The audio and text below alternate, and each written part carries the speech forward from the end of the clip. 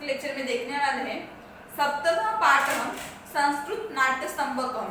ये सिर्फ सरल लेखनार्थम है, मतलब इसके ऊपर पूर्ण वाक्य में उत्तर लिखत या फिर संधि विग्रह ज्यादा पूछते नहीं, सिर्फ उसका एक्सप्लेनेशन पूछते या फिर मध्यम भाषा उत्तर जो मतलब उसके नीचे जो दिया है एक प्रश्न वो, इसके अलावा ज्यादातर पूछा नहीं जाता। और जो है संस्कृत नाट्य स्तंभक जो अपना सेवेंथ लेसन है उसके 3 पार्ट है। प्रथम पुष्पम है, फिर सेकेंड पुष्प मतलब द्वितीय पुष्पम है और तृतीय पुष्पम, मतलब इस 3 पार्ट में छोटे छोटे स्टोरीज में ये पूरा जो 7 वाला लेसन है वो डिवाइड हो गया है।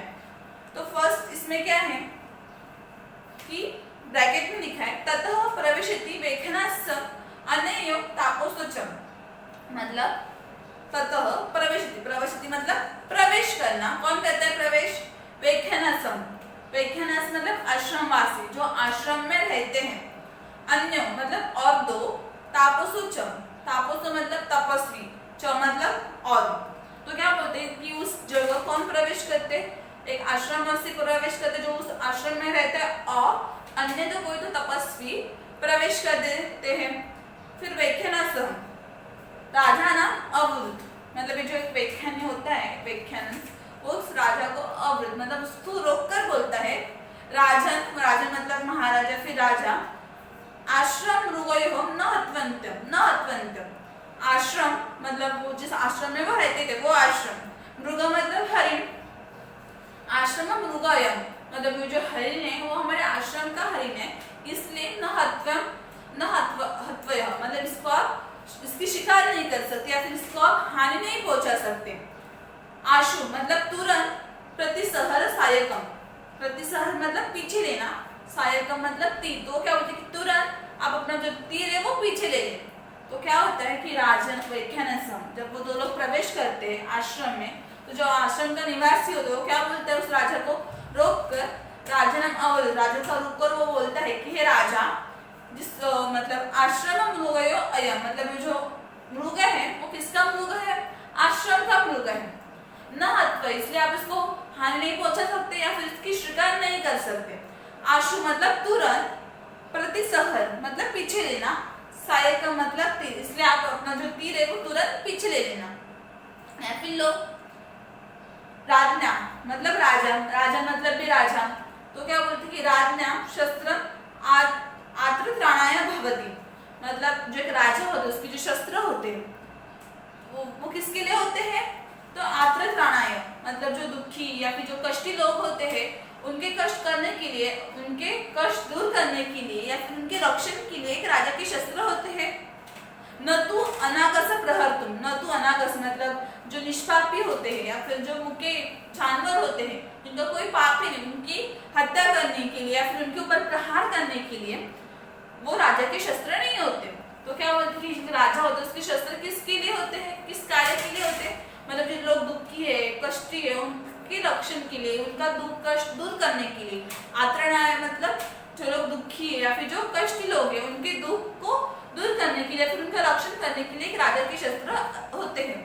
न तू मतलब किसके लिए नहीं होते? अनागसी प्रहर्तु मतलब जो निष्पाप है, जो जानवर है, जो बोलते नहीं मुख्य जानवर, उनके ऊपर प्रहार करने के लिए या फिर उनकी शिकार करने के लिए राजा के शस्त्र नहीं होते। प्रतिसहत एष सायकम, तो फिर दुष्यंत क्या बोलते हैं कि ठीक है मैं मेरा जो तीर है वो पीछे लेता हूँ। एष मतलब ये जो तीर है वो मैंने उसकी शिकार के लिए जो लिया था वो मैं भी पीछे लेता हूँ। एथोक्तिन करो मतलब जिसका वो बोलता है वैसे वो अपना तीर पीछे ले लेता है। फिर वो बोलता है कि व्याख्यानस राजन समिदा अनार्य प्रतिष्ठापयम, मतलब वो बोलते कि जो आप समिदा लाने के लिए प्रस्थान किए आपने, मतलब आप जो निकल पड़े हैं समिधा लाने के लिए। तो समिधा मतलब क्या होती है? एक प्रकार का वो चंदन की लकड़ी होती है जो हवन करते समय यूज किया जाता है। तो समिधा लाने के लिए वो राजा और उसका जो सारथी था, सारथी मतलब जो रथ चलाता है, वो निकल पड़े थे। एषा खलु कनवस्य कुलपतेः अनुमानिनी तीरम आश्रम दृश्यते, मतलब ये जो आश्रम है वो किसका है?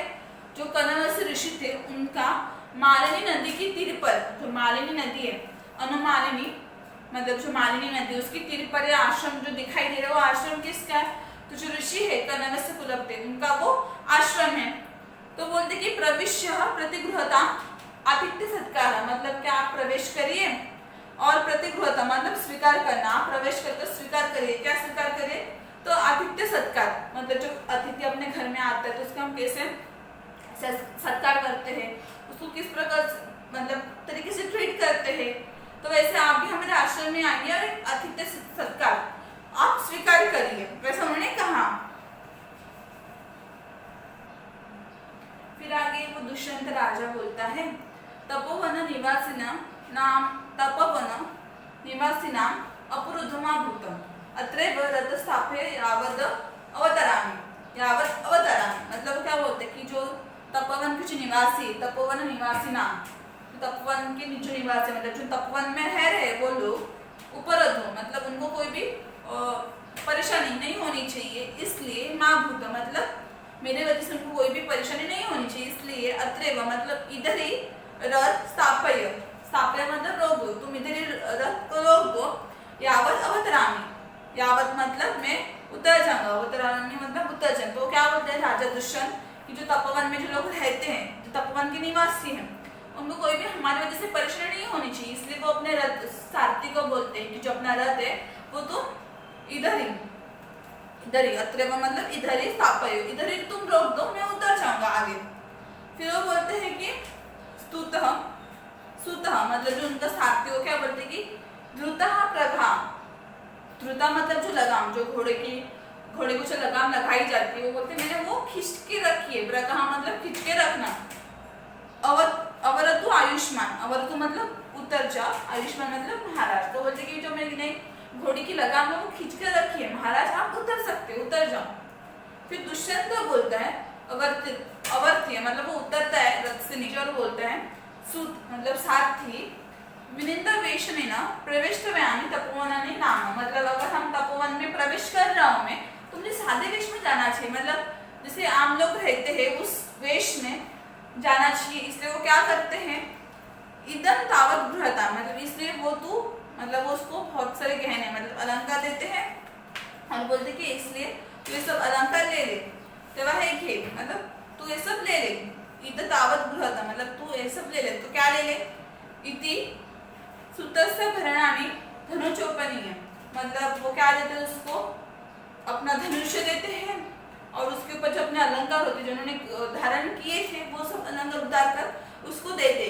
ताकि वो एक आम आदमी की तरह लगे, और वो तपोवन में एंट्री करने वाले थे, प्रवेश करने वाले थे, तो उनको सादे वेश में जाना था, जैसे उनकी आम प्रजा रहती थी वैसे, इसलिए वो अपने सारे अलंकार अपना धनुष अपने सारथी को दे देते हैं।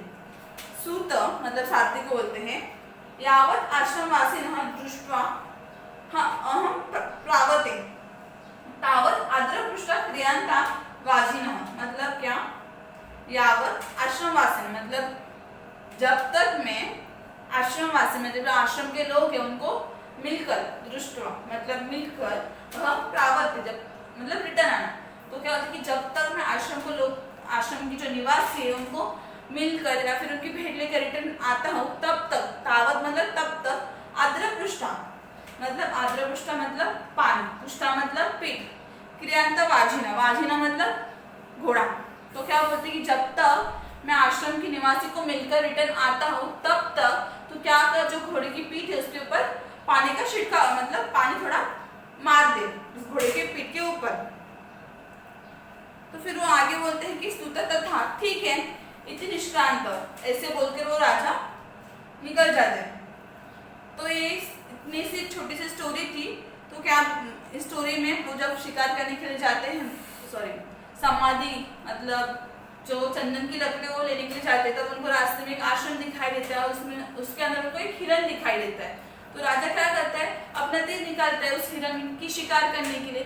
तब एक आश्रम का निवासी उसको क्या बोलता है कि राजा आश्रम में मृग मतलब ये जो मृग है वो आश्रम का मृग है, इसके लिए आप इसकी हत्या नहीं कर सकते ना, हत्या क्या मतलब इसकी हत्या नहीं कर सकते या फिर इसको इसकी शिकार नहीं कर सकते, इसलिए आप अपना जो तीर है आशु मतलब तुरंत अपना जो प्रतिसंहार है पीछे ले ले, क्या ले ले वो सहायक मतलब तीर जो अपने तीर निकाला था इस हिरण की हत्या करने के लिए, आप वो तुरंत पीछे ले ले। और वो बोलते कि जो राजा होते हैं उसके जो शस्त्र होते हैं वो किसके लिए होते हैं, आत्रणाया मतलब जो दुखी या फिर जो कष्टी लोग होते हैं उनकी रक्षण करने के लिए होते हैं, ना तो अनावासी मतलब जो निष्पाप लोग प्राणी है उनकी हत्या करने के लिए या फिर उनके प्रहार करने के लिए नहीं होते हैं राजा के शस्त्र, सिर्फ प्रजा के रक्षण करने के लिए होते हैं। फिर वो राजा बोलता है कि ठीक है मैं मेरा तीर्थ जो है वो पीछे लेकर लेता हूँ। फिर वो राजा क्या बोलता है कि आप अगर चंदन की लटकड़ी मतलब जो समाधि वो लेने के लिए बाहर निकल पड़े हो तो जो आश्रम है वो किसका था, कनवस्त्र कुलपति मतलब जो कने मुनि थे उनका वो आश्रम था, और जो वो आश्रम था वो मालिनी जो नदी थी उसके किनारे पर स्थित था। तो बोलते कि आप इस आश्रम में प्रवेश करिए और आश्रम का आतिथ्य सत्कार आप स्वीकार कर लिए। फिर वो राजा क्या करता है कि उसकी वजह से आश्रम में जो लोग रहते थे उनको भी कष्ट ना हो या फिर परेशानी ना हो, इसलिए उसने क्या किया, जो रथ था वो अपने सारथी को बोला कि तू रथ इधर ही रोक दे और मैं इधर ही उतर जाऊंगा, अवतरामी मतलब मैं उतर जाऊंगा।